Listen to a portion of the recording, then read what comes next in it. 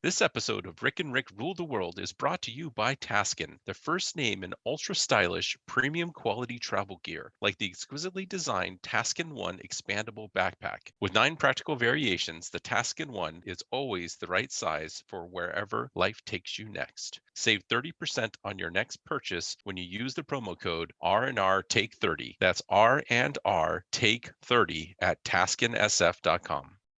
And welcome back to Rick and Rick Rule the World with Rick Matheson and Rick Wooten. It's time to play Loaded Questions. Test your knowledge of recent news and developing trends in marketing, media, tech, and pop culture. And at question 1, according to a new survey, which of the following fast food brands ranks number 1 in customer satisfaction for the past year? A, KFC, B, Chick-fil-A, C, Domino's, D, McDonald's, or E, Rick and Rick's House of Awesome. Which of these brands ranks number 1 in customer satisfaction in the fast food category? I don't know. I'm going to guess Domino's. I've ordered pizzas and they're pretty much on top of everything.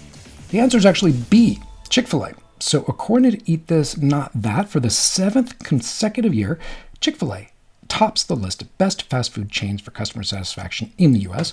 Now, I was going to ask you, which do you think ranks number 2? It's Domino's. I was going to ask if you thought it would be Domino's, KFC, or McDonald's. So yeah, it's Domino's Pizza, which has shown, get this, a 13.4% increase in sales just in the first quarter of 2021. Thanks in part to, I guess they've got a chicken taco pizza and a cheeseburger pizza that are just catching fire. Have you had either one of those? No. But the reason I considered them as being higher in the ranking, I thought they're going to be number 1 was when you order from them, number 1, I've never had an order wrong. And I'm sure some people have, but they've been 100% for me. And with their app and showing you, where the delivery process is and when the people have arrived and all that, what they do so well is setting expectation and then delivering to it, which is kind of like the number 1 thing in customer service. So yeah, I'm not surprised, and yeah, I'm sure they do introduce really interesting things from time to time. But that's to be honest with you, I'm not a huge fan of it. It's just my kids like it, so I order it occasionally for them. Yeah, no, I like Domino's. I haven't had it in a long time, but apparently they're kicking butt. Number 3 is KFC, which may or may not be surprising. I don't know. Number 4 is Starbucks, in part due to the popularity of its oat milk non-dairy alternatives and a host of new drinks. I don't know if you've ever had oat milk drinks before, but I had one the other day, not at Starbucks. It was another place that was like a coffee milkshake that was made with oat milk, and damn, that was good. At the bottom of the list, McDonald's. Here's an interesting one for you. Have you heard about ghost restaurants? Have you heard about this?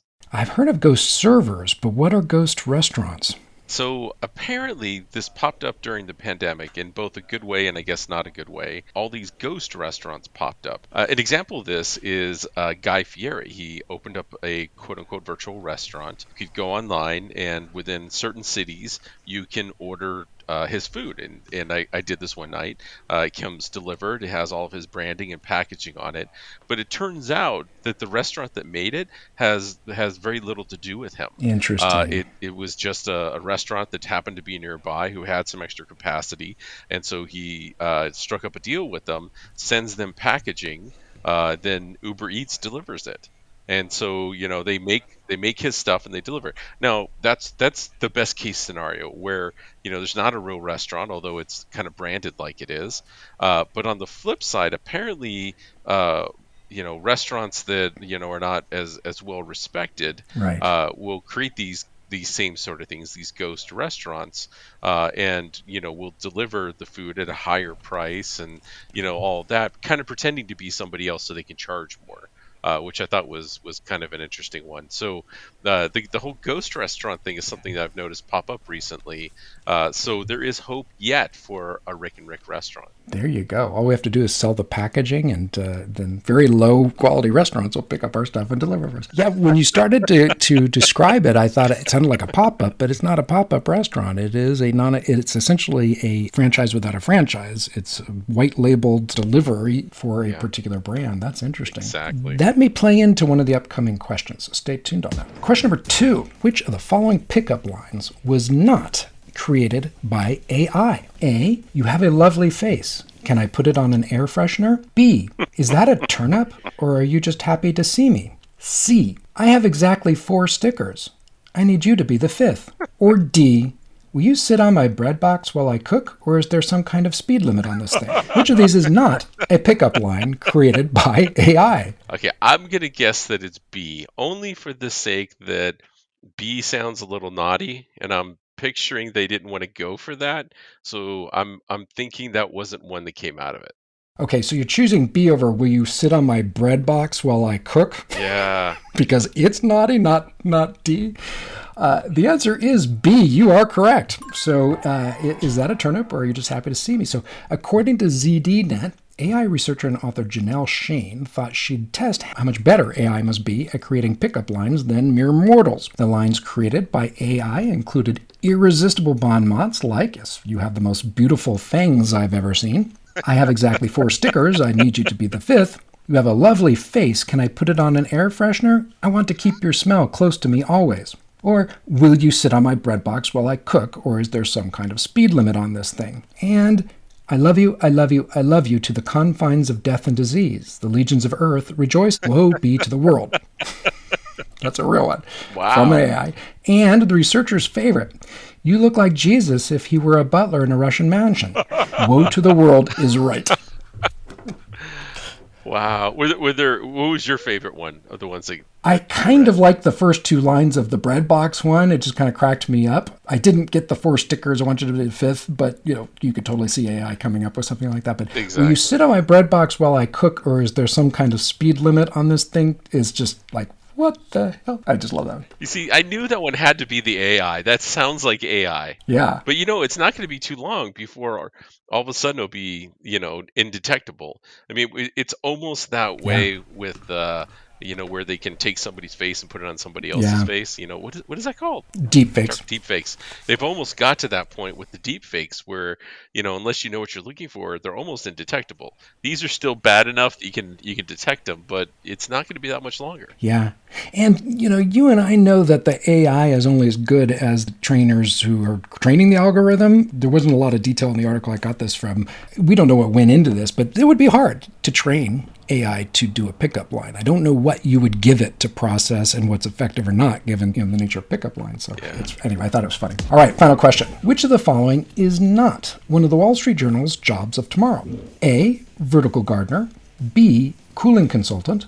C, delivery drone driver. Or D, charging station valet.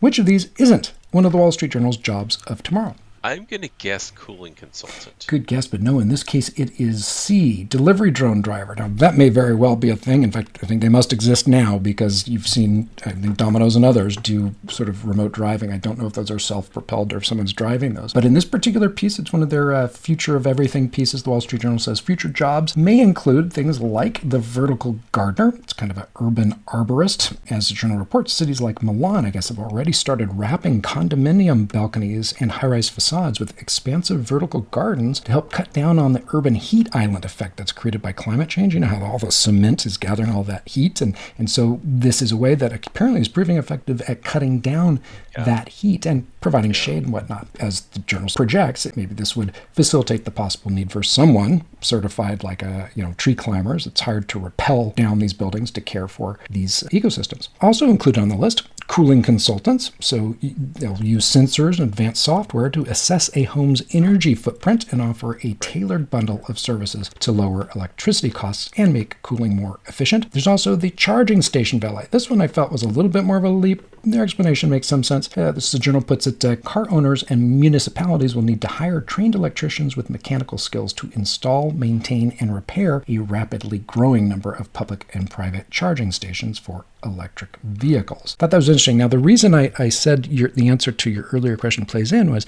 one of the jobs of the future that they were talking about is a ghost server. So these are apparently people who are paid just to come to your house with a delivery of food and completely set up the full, experience in your house and then leave. So Guy Fieri may be already hiring Uber drivers to go be ghost servers as well. Interesting. Yeah. That's awesome. Unfortunately, that is going to have to wrap it up for this particular episode. Rick Wooten, why don't you tell folks where they can find you online? You can always find me on Twitter. I'm at Wooten, at WOOTTEN. And how about yourself, Matheson? You can find me at Rick Matheson on Twitter, and you can also find all of our social handles and more at rickandrick.com. That's rickandrick.com. Until next time, stay safe, keep each other safe, and keep on coming back to the one show where everybody's name is Rick. And everybody rules the world.